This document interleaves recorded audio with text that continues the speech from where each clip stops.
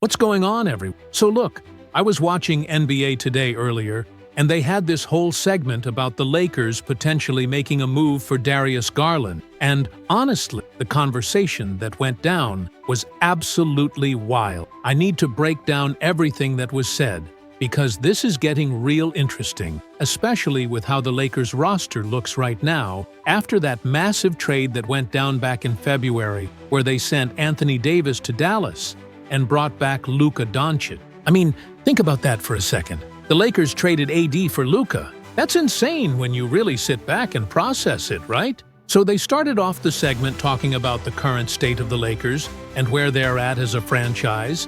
And one of the analysts, I think it was Malika Andrews who was leading the discussion, she brought up the fact that the Lakers are in this really unique position right now where they have two of the best playmakers in the entire league with LeBron James and Luka Doncic. But there's still something missing from this roster. They've got the star power, they've got the offensive firepower, but the supporting cast around them hasn't quite clicked the way they expected it to when they made that blockbuster trade. And that's where Darius Garland's name started getting thrown around as a potential solution. Hey, what's up, everyone?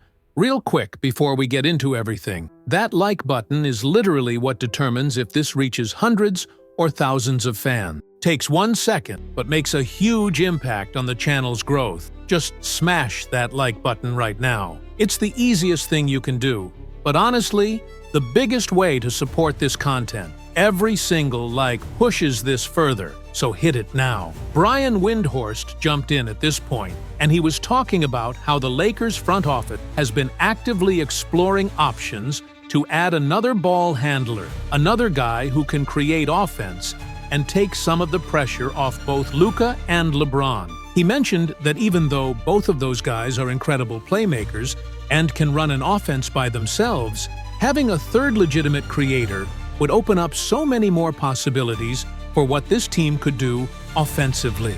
Windhorst specifically said that Darius Garland fits that mold perfectly because he's shown that he can be an all-star level player when he's in the right situation, and he's still young enough at 25 years old that he fits into both the present timeline, with LeBron still playing at an elite level, and the future timeline when LeBron eventually hangs it up and the team transitions to being built around Luka. Then they brought up the Clutch Sports connection, which I thought was really interesting. Kendrick Perkins was on the panel, and he was adamant that this connection matters more than people think. Garland is repped by Clutch Sports, same agency as LeBron, and Perk was saying that LeBron has a ton of influence in Lakers' decisions, whether people want to admit it or not. And if LeBron is pushing for Garland behind the scenes, that could absolutely make this happen. He said that LeBron has always valued having multiple playmakers around him throughout his career, going all the way back to Miami with Wade, and even in Cleveland when they had Kyrie. And now, with Luka already there, adding Garland would give them this three-headed monster of guys who can all handle the ball and create for others. Malika then shifted the conversation to what this would mean for Garland himself. And this is where it got really deep into the motivations from his perspective. She talked about how in Cleveland right now, Garland is kind of stuck in this weird position where Donovan Mitchell is clearly the #1 guy, the primary ball handler, the closer, all of that. And while Garland is talented enough to be a secondary star, there's been some friction there, some questions about whether those two can truly coexist at the highest level, especially in the playoffs, when the game slows down, and you really need one guy to have the ball in his hands, making decisions in crunch time. She said that sources around the league have indicated that Garland might be open to a fresh start, a new situation where he can redefine his role and potentially have more of the offense run through him at times. Chini Ogwumike brought up a really good point about the basketball fit, and this is something that I think is crucial to understand. She was breaking down how Garland's shooting ability would be absolutely huge for the Lakers because right now, even with Luka and LeBron, they need more floor spacing. Garland had a season where he shot 41% from three, and even though he's dipped a bit below that in recent years, he's still a legitimate threat from deep who can punish defenses for leaving him open. Chiney was saying that when you have Luka Doncic operating in pick and roll, which is basically his bread and butter, and you add a shooter like Garland in the corner or on the wing, that completely changes what defenses can do. They can't just load up on Luka anymore. They can't pack the paint against LeBron when he's driving. And then she mentioned DeAndre Ayton, who the Lakers have now after that whole trade situation, and how having shooters on the perimeter would finally allow Ayton to operate in the post the way he did in Phoenix when he had Chris Paul and Devin Booker and all those 3-and-D guys around him. This actually ties directly into the whole DeAndre Ayton situation that's been going on with the Lakers, and they touched on this in the segment too. One of the analysts, I think it was Windhorst again, he brought up how the Lakers have been struggling to maximize Ayton because they don't have enough perimeter shooting and perimeter defense to allow him to just focus on being that interior presence. He needs guys who can spread the floor so that teams can't pack the paint against him. And he needs defenders on the perimeter who can stay in front of their man so that Ayton doesn't have to constantly be switching out to the three-point line and chasing guards around. Garland would help with the shooting part of that equation significantly. Then they started talking about what a potential trade package would look like. And this is where things got really speculative but also really interesting. They were throwing around different scenarios, different players that the Lakers could potentially include in a deal to make the salaries work and to give Cleveland something of value in return. The consensus seemed to be that the Lakers would probably have to part with some combination of young players, maybe a first-round pick or two, and potentially one of their rotation guys. They mentioned guys like Austin Reeves, Rui Hachimura, and some of the younger prospects. Though there was disagreement on the panel about whether the Lakers should be willing to include Reeves specifically, since he's become such an important part of what they do. Herc was really passionate about this point. He was saying that if you have a chance to add a 25-year-old all-star caliber point guard who can shoot, pass, and create his own shot, you have to do whatever it takes to make that happen, even if it means giving up someone like Austin Reeves.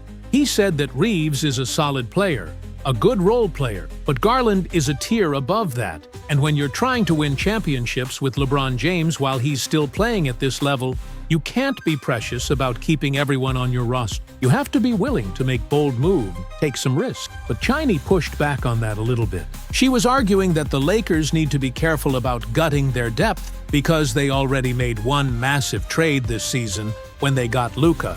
And if they go and make another big move for Garland, they could end up in a situation where they have 3 really great players and then a bunch of minimum contract guys around them. And that's not a recipe for success in the modern NBA. She said, you need to have depth, especially come playoff time when injuries happen and guys get worn down over a long series. She was advocating for the Lakers to try to make a deal for Garland if they can, but to be smart about it and not overpay to the point where they're completely depleting their roster. Malika brought up the timeline aspect again, which I thought was a really smart observation. She said that the Lakers are in this really difficult position where they're trying to win now because LeBron is 40 years old, but they also have to think about the future because Luka Doncic is only 26 and is going to be the face of the franchise for the next decade, potentially.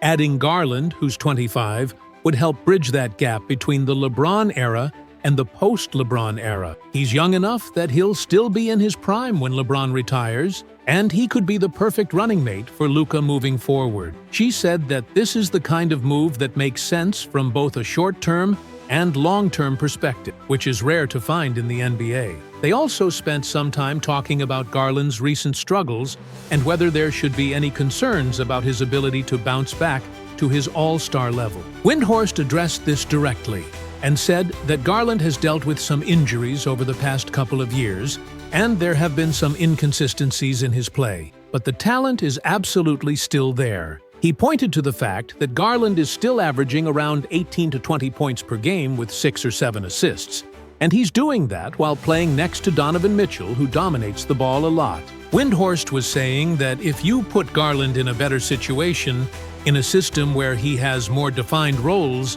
and isn't constantly playing in Mitchell's shadow, you could see him get back to that 21 points and 8 assists type of production that made him an all-star. Perk jumped back in here and started talking about the mentality and competitive fire that Garland would bring to the Lakers. He said that one thing people don't talk about enough with Garland is that he's a competitor. He wants to win, and he's been stuck on a Cleveland team that's been good, but hasn't been able to take that next step in the playoffs. Coming to Los Angeles, joining a team with LeBron and Luka, playing under the bright lights in a big market that could reignite something in Garland and bring out the best version of him. Perk was really emphasizing that sometimes a change of scenery is exactly what a player needs to unlock their full potential, and he thinks Garland could be one of those cases. The conversation then shifted to how this would affect the Lakers' defense, which has been a question mark all season. Chiney raised the concern that adding Garland could potentially make their perimeter defense worse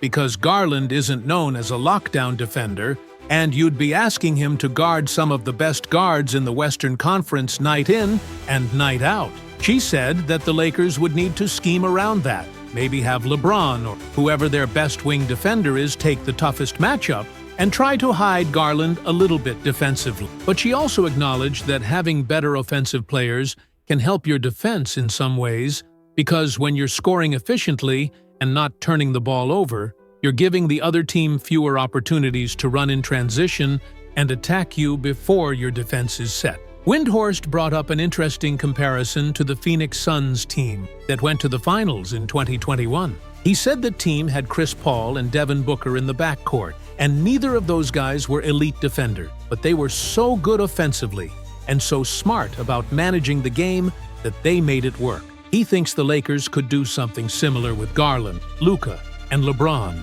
You're not going to have elite perimeter defense with that group, but if you can outscore teams and control the pace of the game, you can still win at a high level. Malika then asked the panel about what Cleveland would want in return, and whether the Cavaliers would even be willing to trade Garland in the first place. This sparked a whole different conversation about where the Cavs are at as a franchise and what their goals are. The general consensus was that Cleveland is kind of at a crossroads right now. They've been a playoff team for a few years.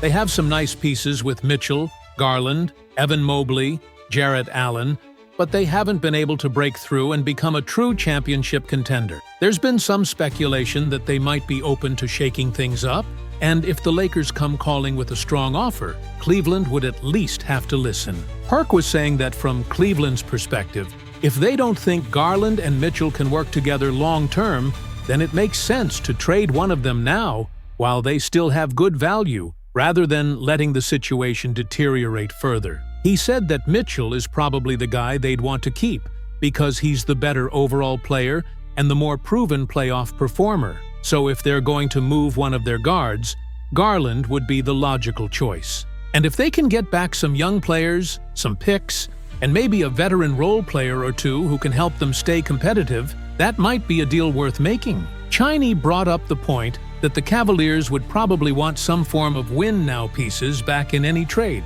because they're not looking to rebuild, they're trying to compete for a championship.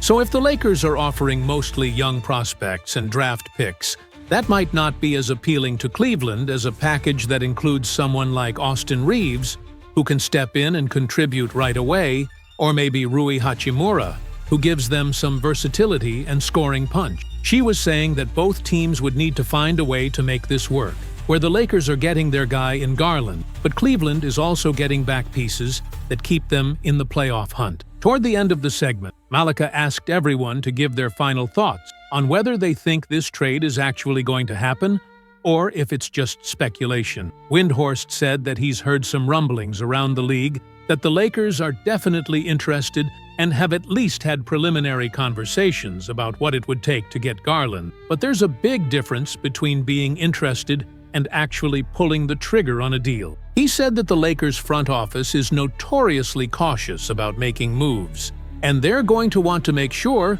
that whatever they give up is worth what they're getting back. So while he thinks there's a real possibility this could happen, he's not ready to say it's a done deal by any means. Perk was much more bullish on it actually happening. He said that when you have the clutch connection, when you have LeBron's influence And when you have a front office that knows they need to make moves to maximize this window with LeBron and Luka, all signs point to the Lakers being aggressive in trying to get this done. He thinks that by the trade deadline, which is coming up in a few weeks, we could very well see Darius Garland in a Lakers uniform.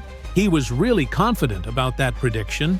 Chiny was somewhere in the middle. She said that it makes a lot of sense on paper, the fit seems good, the motivations are there from both sides, but there are also a lot of complications that could prevent this from actually going through. She mentioned that the Lakers might not be willing to part with the assets that Cleveland would want, or Cleveland might decide that they want to give the Mitchell-Garland pairing one more shot before breaking it up. She said that she wouldn't be surprised either way, whether the trade happens or it doesn't. What really stuck with me from the whole segment was when they were talking about how this could potentially solve multiple problems for the Lakers at once. You get another creator to take pressure off Luka and LeBron, you get more shooting to space the floor for DeAndre Ayton, you get a young piece who fits the timeline both now and in the future, and you get someone who's represented by clutch, which makes the relationship dynamics easier to manage. It's almost like Garland checks every single box that the Lakers would be looking for in a trade target right now. But at the same time, there are real concerns about what they'd have to give up, about whether Garland can stay healthy and get back to his all-star level, about how the defense would work with him on the floor, and about whether Cleveland would even be willing to make this move in the first place. It's a complicated situation with a lot of moving parts, and that's what made the discussion on NBA Today so fascinating to watch. They really broke down every angle of this potential trade, both the positives and the negatives, and by the end of it, I was sitting there thinking that this could genuinely happen if both teams decide it's in their best interest.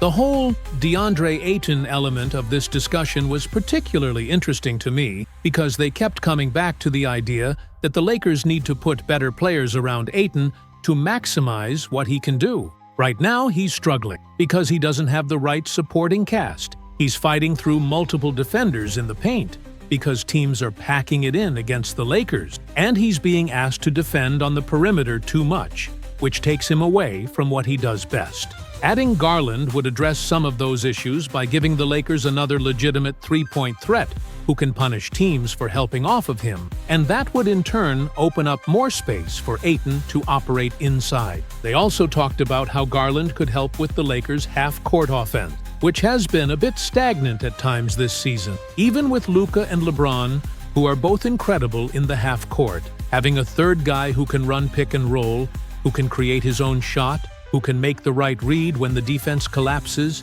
that would give the Lakers so many more options when the game slows down in the fourth quarter or in the playoff when every possession matters. Garland has shown that he can be that guy, that he can make those plays in big moments, and pairing him with two of the best basketball players in the world could elevate his game even further.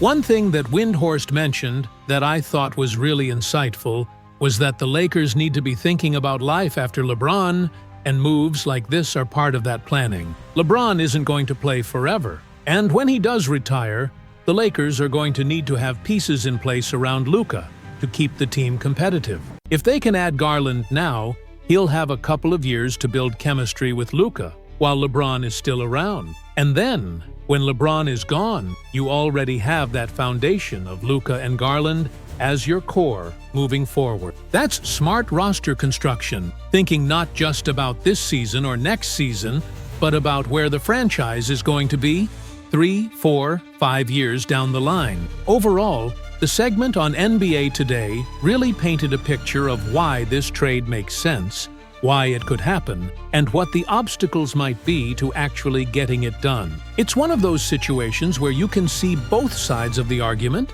and that's what makes it such a compelling storyline to follow as we get closer to the trade deadline. The Lakers are clearly trying to figure out how to maximize this roster, how to build the best possible team around LeBron and Luka, and Darius Garland might just be the missing piece they've been looking for. Whether it actually happens or not, only time will tell. But after watching that whole discussion break down on NBA Today, I'm definitely more convinced than I was before that this is a real possibility and something that both teams are seriously considering.